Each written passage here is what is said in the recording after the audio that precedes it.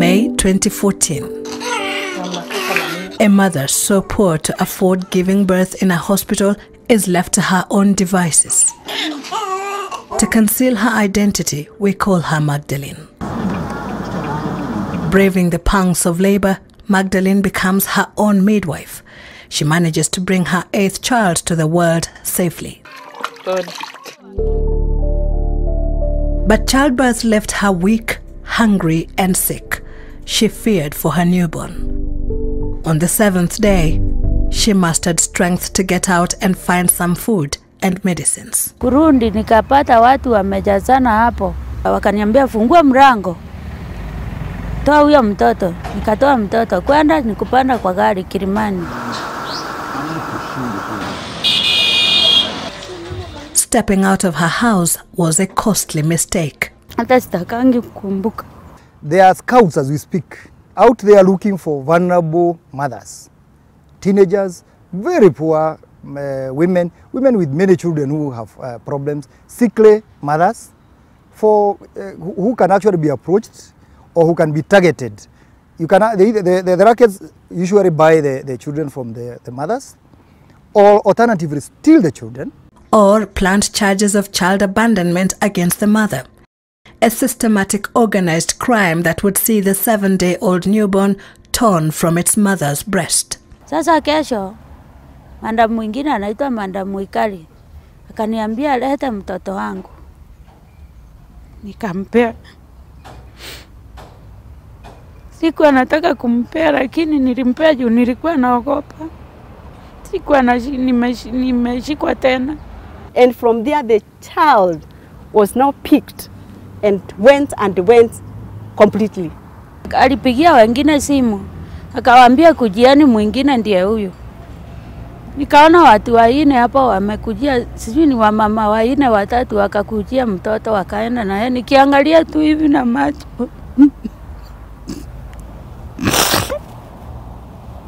Nikiangalia tu hivi na macho. The newborn, according to court documents seen by Citizen TV, was picked up by 2 officers from New Life Home Trust Children's Home and admitted under a new name. His date of birth was also changed. Sikuwahiona mtoto tena. It is like cutting the stomach and removing that baby and going with it. It is so painful. Her breasts were swollen with milk for days on end without medication to stop milk generation. Counselors believe the newborn also suffered immense mental stress and trauma after he was forcefully separated from the mother. She was eventually taken to court after 4 days in custody. Kwenda vyenye niliulizwa kotini. Niliambiwa nimestakiwa kutesa mtoto na kutupa. Nikasema ni uongo. Ndio nikatumwa Lang'ata. Kutumwa Lang'ata siku 14. Despite the charges, the law expressly prohibits separation of a child from their mother up to the age of 4 while the mother is in custody, remand or jail. Nikawaambia mimi siwezi endelea na kesi bila kupewa mtoto. Nikaambiwa hiyo iwezi zuia uendelee na kesi. She was sent back to remand for another 14 days. This was done repeatedly until 6 months lapsed. She was then released to serve her sentence in the community. By the time she is through with remand, 6 months or more so later, the kid is already offered for adoption. 6 months is the required minimum legal period before children are placed for adoption. Despite knowledge that the mother was locked up at Lang'ata Women's Prison, a final police letter dated November 21st, 2014, authorizing adoption reads in part, quote, efforts to trace the parents have proved fruitless and no claims have been made to date. May you accord the child the best he deserves, end of quote. What is that? That is child procuring. That is falsification of documents, which is illegal. Even transferring a child so that to hide the identity. This amounts to child trafficking. Justice R.E. Ogo, who handled the adoption case, called for the occurrence book, and the police were at pains to explain why details in their letter declaring the child free for adoption differed from what was recorded in the OB. What was with the OB is that the mother was with the child.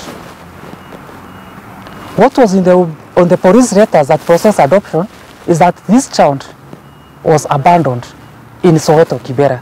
A contradiction that points to a deliberate scheme to secure the child for adoption. If the documentation was as per the occurrence book, of course even the judge could be worried. This is not a case that I can give for adoption. There's a mother somewhere. Why is the mother? So that you can hear from the mother. The mother has to consent if she wants the child to be adopted. This is not the case. The crucial police officer's testimony, Martin says, was omitted in the ruling. This is what now even shocked us more.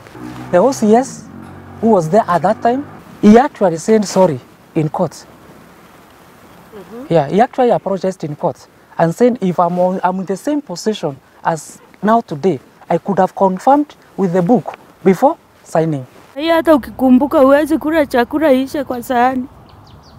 This emotionally draining court battle began after the 2014 United Nations Office on Drugs and Crime cited Kenya as a source, transit and a destination country in human trafficking. In fact, Kenya was ranked in Tier 2, meaning this is a very high-risk nation.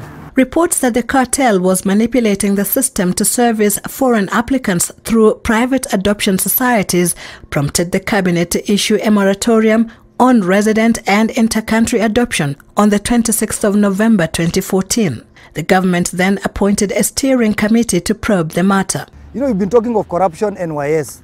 I think we have a bigger scandal where our vulnerable children have actually become sugar, they have become maize, they have become vehicles, they have become items to be traded, and foreigners are actually queuing to buy our kids. A complex cartel is trafficking children through adoption, according to the report of the steering committee seen by Citizen TV. The dirty tricks employed by the cartel prompted the committee to note in its report, quote, "They are daring, ruthless, unmoved and heartless," end of quote. The report, dated December 2017, has since been handed to President Uhuru Kenyatta. They are doing all sorts of tricks. Lawyer Samuel Gashigi learnt of the cartel's operations as a member of Parliament's Labour and Social Welfare Committee. The information we got when I was a member of that committee is that money ranging between 6 and 10 million shillings changes hands for one kid to be adopted out of the country. According to the report, the cartel involves scouts who mark potential targets in the community, hospitals where babies can be stolen, the police who record the matters, the children homes who hoard pre-selected children, the adoption societies who facilitate the adoption, officials in the children's department, and ultimately the courts. Originally, children homes were established by genuine philanthropists, good Samaritans, who found children abandoned and they wanted to take care of them. Then after some time, people came looking for children to adopt. After some time, the number of the applicants increased. Queues formed. Rackets started forming. The appetite for children to adopt is insatiable. It has been noted that local adoption societies are under pressure to meet the demand from their counterparts abroad. Currently, the number of children available for adoption is far below the number of applicants. For every child available for adoption, we have 6 parents who have been assessed and approved to adopt such a child. That ratio excludes foreign applicants. Coincidentally, Magdalene's other baby was declared free for adoption the very day the moratorium was imposed. All through, she thought that the child was with the father. Unfortunately, where she took that child to, the child had been taken to a home. Separated from her husband and with another mouth to feed, Magdalene had taken the then 1-year-old child to his uncle, expecting he would be taken to the father. However, police documents filed in court indicate he was rescued by a Good Samaritan and was subsequently admitted to the same home as his baby brother and processed for adoption by the Little Angels Network after 6 months of stay. Majority of children's homes are just sources of chattels called children. In the many children's homes that have been closed in the recent years, we have found out more than 90% of these children have families, and we have reunified them. Majority were reunified within a span of 1 year. The baby was about to fly out with his new Swedish parents when the committee appointed to investigate the link between adoptions and child trafficking in Kenya ordered a review of all applications for resident and inter-country adoptions. At the time, 206 cases of adoption were in the pipeline, 118 of which were being processed by the Little Angels Network, 65 by the Kenya Children's Home Society, and 23 were from the Kenyans to Kenyan Peace Initiative. The government-owned adoption agency, the Child Welfare Society of Kenya, was tasked with tracing the families of the frozen applications. Subsequently, the children were saved from the jaws of the cartel. The battle is now on to reunite them with their families. The tracing took very minimal time. It did not take more than 2 weeks. The police reported that they couldn't find the families after 6 months of searching. You have come to a conclusion that police rarely do the tracing. It does not happen. They just wait for the time to lapse. They declare that the kid is, the parents cannot be found. It is then that officers encountered Magdalene's other child, who was also due for adoption. The officers were not aware of the lost baby, neither was Magdalene aware of the fate that had befallen her 2-year-old toddler. This chilling fact dawned on both the officers and the mother upon meeting. Because of the shock, she got sick. Niliambiwa ni pressure na asas. Actually, the doctor said if she had stayed longer, she could have either gotten stroke or died in the process. Na hata saa hii haishangi tu kwa shinda. But the prospects of being reunited with her children re-energized her. Alongside 2 other women whose children had also been stopped from leaving the country, she embarked on a court battle in 2015. It turned out to be emotionally draining and protracted for 3 years. The parties which were involved, the other adoption societies, as well as the parents who were already placed with these children, objected to what these parents were saying, that the children to be taken away from them. They actually even requested, they were in doubt that this is just a make-up story. It's not true that these were the parents. And the first instance requested for the DNAs to be conducted. For each child, 3 sets of DNA tests were done to ensure the results were foolproof. All confirmed that the children were indeed related to the 3 women. What the judge ruled in those other rulings is that the adoption process to continue. And that shocked you? Completely. It's against the professionalism, it's against the best interest of the child, and even it's against the principle of subsidiarity. The principle of subsidiarity permits an adoption society to process a child for adoption outside the country only if there are no suitable parents locally and other local solutions have failed. You can see from this case, the judge, the court moved from the child directly to intercountry adoption. This is not skipping 1, 2, 3. Skipping the family. Almost 5 levels. Yeah, family, the extended family, the village, foster care, local adoption, all the way to intercountry adoption.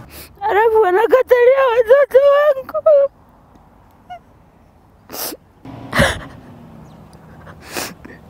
Napelekwa jela na hakuna kitu napata. The court dismissed her application. Judge Ogo stated while the ideal situation is that a child be raised in a home with his or her biological parents, she wasn't fully persuaded that it was the best interest of the child in the case of her toddler. She says, quote, the applicant having abandoned him once before, it is not entirely unfathomable that she would do so once again. End of quote. The same day, Judge Ogo also delivered a ruling on the case of the infant, stating that the biological mother, Magdalene, is by now a total stranger to the child in question.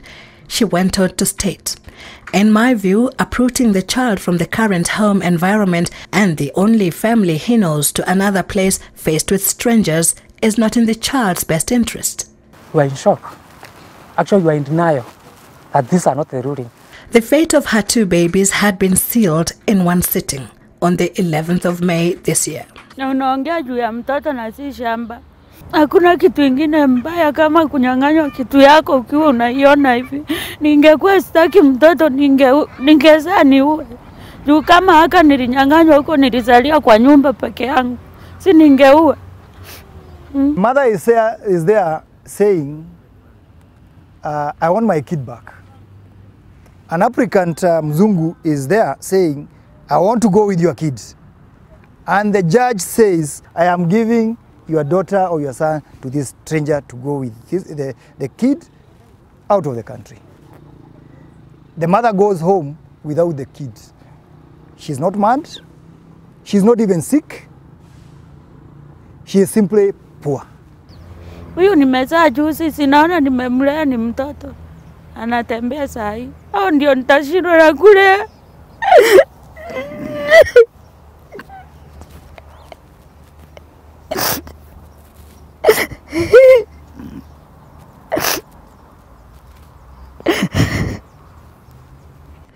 Sylvie Chebet, Citizen TV, Nairobi.